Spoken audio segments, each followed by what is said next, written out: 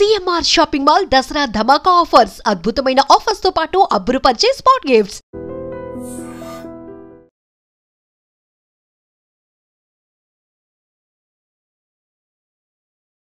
నమస్తే, welcome to iDream weekend update with Kavitha.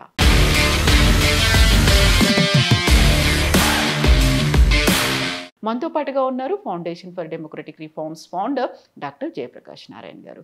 Sir నమస్తే. Sir నమస్తే కవిత. So ఇప్పుడు శ్రీలంక, బంగ్లాదేశ్, నేపాల్ అక్కడ ఎందుకని ఇలాంటి పరిస్థితులు తలెత్తాయి సార్? మనకున్న అవకాశాలు అక్కడ లేకపోవడం.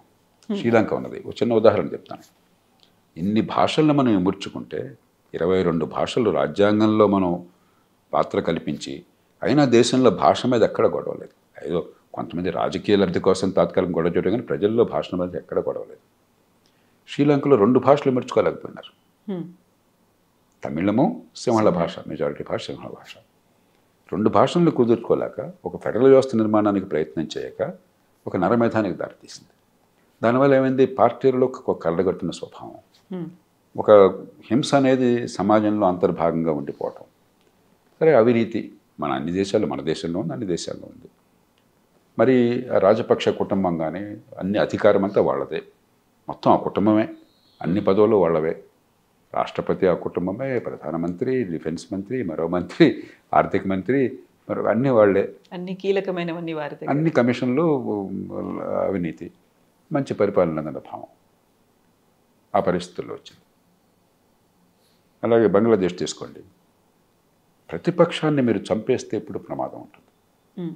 ప్రజల్లో ఇప్పుడు ఏ పార్టీ వచ్చినా కూడా సమాజంలో ఆ పార్టీ మీద విమర్శ ఉండాలి, సహేతుకమైన విమర్శ ఉండాలి, నిరసన చెప్పే హక్కు ఉండాలి. ఆ నిరసనకి ఒక మార్గాన్ని చూపెట్టి ప్రజలను సమీకరించేటువంటి సంస్థలు ఉండాలి, అవి పార్టీలే. మీరు అధికారులు ఉన్నారు కదా అని చెప్పిన షేక్ హసీనా ఏం చేసింది, పరిపాలన బాగా చేసింది ఆవిడ. ఆర్థికంగా బంగ్లాదేశ్ని బాగా నిలబెట్టింది ఆవిడ. ఆవిడ ఉన్నంతకాలం కూడా బంగ్లాదేశ్ ఆర్థిక ప్రగతి బ్రహ్మాండంగా ఉంది. మనకంటే తలసరాదాయం పెరిగింది బంగ్లాదేశ్లో. మనం వాళ్ళని చూసి నేర్చుకోవాల్సిన పరిస్థితి వచ్చింది కొన్ని రంగాల్లో.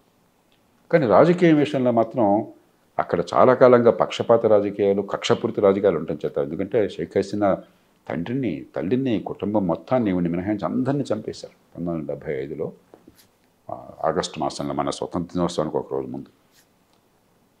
ఆ మనసులో బాధ, కసి ఉంది. అలాగే వేరే వాళ్ళ అధికారులు, బేగం జియా వాళ్ళ అధికారులు ఉన్నప్పుడు ఈవెంట్ చాలా నానా హింసలు పెట్టారు. దానికి ప్రతీకార చర్యలు తీసుకోవాలన్న కోరిక, అసలు ప్రత్యర్థులు ఉండడానికి వీలేదన్న భావం ఎప్పుడైతే కలిగిందో, మీకు మనసులో ఏదన్నా అశాంతి ఉన్నప్పుడు ఏ పరిపాలన ఉన్నా కూడా ఒక భేద దేశంలో అశాంతి చెలరేగడం అనివార్యం. అనుకున్న ఆశలు నెరవేర వెంటనే దానికి ఒక అవుట్లెట్ ఉండాలి. మీ మనసులో భావాలు చెప్పుకోవడానికి, విమర్శించడానికి, గొంతె తెరవడానికి ఆ స్టీమ్ లెట్ ఆఫ్ చేయాలి. ఆ ప్రతిపక్షాన్ని మీరు చంపేస్తే చివరికి ఏమవుతుంది, అది వ్యవస్థనే కూల్చేసే ప్రమాదం వస్తుంది. అలాగే నేపాల్లో జరిగింది ఏమిటి, గత 17 ఏళ్లలో 2008లో అక్కడ రాచరికాన్ని తొలగించి మేము ఒక ప్రజాస్వామ్య రిపబ్లిక్ నిర్మాణం చేసుకున్నారు. ఈ 17 ఏళ్లలో 14 ప్రభుత్వాలు మారినాయి, ఇప్పుడు మారిన ప్రభుత్వంతో సహా. గత 3-4 చూడండి, 2022 నవంబర్లో కొత్త పార్లమెంట్ ఎన్నికైతే చూడండి ఎంత విచిత్రమో. 3వ పార్టీ 35-36 సీట్లు ఉంది, ప్రచండ అని చెప్పని, పుష్ప కమల్ దహాల్ అని చెప్పని. గతంలో మన నక్సలైట్ నాయకుడు ఆయన, అండర్ గ్రౌండ్ ఉన్నాడు ఆయన, ఆయన పేరు పుష్కుమార్ దమాల్. ఆయన ఈ పార్టీలని, 2 పెద్ద పార్టీలని పక్కన పెట్టి, ఆయనకి మరి సంఖ్యాబలం లేకపోయినా కూడా ఈ ఇద్దరి మధ్య, పెద్ద పార్టీల మధ్య పోటీ ఉంది కాబట్టి, ఏ పార్టీకి మెజారిటీ లేదు కాబట్టి, మొట్టమొదట ఇతర కమ్యూనిస్ట్ పార్టీలతో చేతులు కలిపాడు.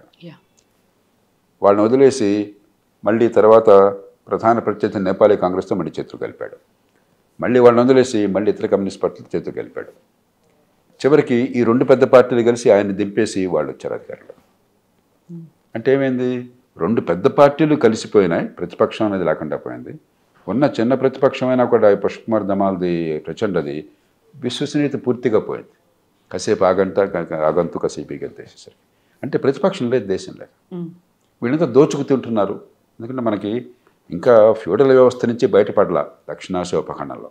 ఇప్పుడు కూడా అధికారం అంటే సొంతం, మన ఎమ్మెల్యేలు అట్లా చేస్తున్నారు కదా అన్ని రాష్ట్రాల్లో. మాదే బలం, నేను చెప్పిందే జరగాల, లేకపోతే కొడతాను, లేకపోతే తిడతాను, ప్రతి పోస్టింగ్ ట్రాన్స్ఫర్ నా చెప్పినట్టే పోలీస్ కేసు నేను చెప్పినట్టే మనందరూ తెలిసిందే కదా మనకి ఏం జరుగుతుందో అక్కడ అంతే ఇక్కడ అంతే. కానీ ఆ ప్రతిపక్షం అనేది లేకపోయేసరికి ప్రజలు కొంచెం నిర్మించే అవకాశం లేకపోయేసరికి ఇది వ్యవస్థ మీద పడిపోయింది.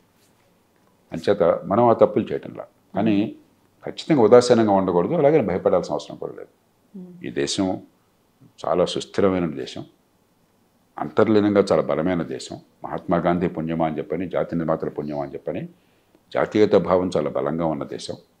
అంబేద్కర్ పుణ్యమా అని, రాజ్యాంగ నిర్మాతల పుణ్యమా అని చెప్పని చాలా విశిష్టమైన రాజ్యాంగం, గర్వించదగ్గ రాజ్యాంగాన్ని మనకిచ్చి ఈ 70-80 ఏళ్ళు మనం బాగా కాపాడిన దేశం. కాబట్టి దాన్ని కాపాడుకున్నంతకాలం, మన ప్రజాస్వామ్యంలో లోపాలను సవరించడానికి ప్రయత్నం చేస్తున్నంతకాలం, ఆర్థిక వ్యవస్థలో ఎదుగుదల ప్రయోజనాలు సామాన్యులకు అందేందుకు ఇంక్లూజివ్ గ్రోత్ అంటాం, దానికి ప్రయత్నం చేస్తున్నంతకాలం మనం భయపడాల్సిన అవసరం లేదు. కానీ జాగరూకత ఉండాలి ఖచ్చితంగా.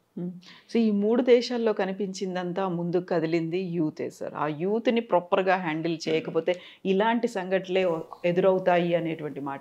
మన యూత్కి కూడా అలాంటి ఒక పిలుపు సోషల్ మీడియాలో కూడా వస్తుంది. అంటే మనకి ఏంటంటే 2 ఉన్నాయి. ఒకప్పుడు 21 ఏళ్ళకి ఓటు హక్కు ఉండేది, ఇప్పుడు 18 చేసాం మనం. అన్ని దేశాలు దాదాపు అదే చేసినాయి. కొందరు రాజకీయ పండితులు చేసేవాళ్ళు అంటే ప్రపంచం అంతా కూడా 18 ఏళ్ల వయసు ఉన్న వాళ్ళకు ఓటు ఉంటే వాలటైలిటీ అంటాం, ఆవేశం, క్షణానికి మనసు మారిపోవటం, కోపం వచ్చేయటం అది ఉంటుంది. కొంత వాలటైలిటీ అనివార్యం అని చెప్పని కొంతమంది అంటారు, అది వాస్తవం కావచ్చు బహుశా. కానీ మనం మళ్ళీ వెనక్కి వెళ్ళాం. రెండోది ఏమైంది, ఆధునిక యుగంలో సోషల్ మీడియాలో పూర్వం మీరేమన్నా మాట అంటే ఒక ఫిల్టర్స్ ఉండేవి, వెంటనే అది పత్రికల్లో వచ్చేది కాదు. అక్కడ ఎడిటర్లు కానీ మిగతా వాళ్ళు కానీ వాళ్ళ అభిప్రాయాలు ఏమైనా కూడా, వాళ్ళ సిద్ధాంతాలు ఏమైనా కూడా వాస్తవమా కాదా తొందరపాటు లేకుండా కొంచెం జాగ్రత్తగా ఉంటాం, భాషను జాగ్రత్తగా మరి సంయమనంతో వాడటం, గేట్ కీపింగ్ అనేది చేసేవాళ్ళు, ప్రజల్ని రెచ్చగొట్టడం కాకుండా కాస్త ఆలోచించడం ఉండేది ఆ రోజుల్లో. ఇప్పుడు ఏమైంది, ఈ సోషల్ మీడియా 24 hour టీవీ క్షణాల్లో లక్షల మందికి వెళ్ళిపోతుంది. అది నిజమో అబద్ధమో పుకారో అది ఎవరికి తెలియదు. ఏంటో అదిగో పులి వచ్చిందంటే పులి తోకుందంటాడు, అదిగో దొనపోతిందంటే దొడను కట్టేయమంటాడు. ఆ రకంగా రకరకాలైనటువంటి చాలా వేగంగా ప్రచారం అవుతున్నాయి. ఈ కారణంగా ఖచ్చితంగా కొంత వాలటిలిటీ పెరుగుతుంది. అమెరికా లాంటి దేశంలో ఎప్పుడైనా మనం ఊహించామా అమెరికాలో రాజకీయ అస్థిరత్వం లేకపోతే అధికారం మార్పిడి శాంతియుతంగా జరగని పరిస్థితులు వస్తే అవకాశం ఉంది చెప్పని? 2021 ఆ జనవరి 6 జరిగింది ఏమిటి? డొనాల్డ్ ట్రంప్ గారు ఖచ్చితంగా ఎన్నికల్లో ఓడిపోయి ఓడలేదు గెలిచారని చెప్పని ప్రచారం చేసుకుని దాన్ని చాలామంది నమ్మి వాళ్ళు ఉద్యమం చేసి చివరికి అమెరికన్ కాంగ్రెస్ అంటే పార్లమెంట్ మీద దాడి చేశారు. ఏదో అమెరికాలో ఇంకా వికేంద్రీకరించిన పరిపాలన ఉంది, వ్యవస్థల్లో బలం ఉంది. మరి డొనాల్డ్ ట్రంప్ పార్టీ రిపబ్లికన్ పార్టీలోనే స్థానికంగా ఉన్న నాయకులంతా కూడా రాజ్యాంగం కోసం నిలబడ్డారు, సుప్రీంకోర్టు రాజ్యాంగం కోసం నిలబడింది కాబట్టి. కానీ ఇది అమెరికాలో కూడా ఇట్లా ఉండొచ్చుగా. అంచేత ప్రజాస్వామ్యం అనేది చాలా సంక్లిష్టమైన వ్యవస్థ, చాలా సంయమనాన్ని నాయకులు పాటించాలి. నేను ఓడిపోయినా కూడా గెలిచానని బొకాయిస్తూ ఉంటే ప్రజల్లో ఆ రకంగా ప్రచారం చేస్తే దేశానికి చాలా ప్రమాదకరం. దాని నుంచి మనం నేర్చుకోవాల్సిన పాఠం అది. Thank you so much sir. Thank you sir. And for more videos, Please subscribe to iDream. Please subscribe to iDream. Please subscribe iDream. And please subscribe to iDream. For more videos, subscribe to iDream. please like, share and subscribe to the channel. Congratulations, iDream. Subscribe to iDream. Subscribe to iDream. So subscribe to iDream Media. iDream ki iDream team andarki huge congratulations. Please subscribe iDream Media. Please subscribe to iDream. Subscribe iDream. Please subscribe to iDream. iDream అంటే నా కళల channel subscribe చేసుకున్న నోరు తిరుగుతలేదు, మీరైతే గంట గుర్తు కొట్టండి. For more such videos, please subscribe to iDream. Subscribe to iDream. Please subscribe to iDream. Please subscribe iDream Media. Please do subscribe to iDream. Please subscribe to iDream Media. For best entertainment and information, please subscribe iDream. And don't forget to subscribe to iDream.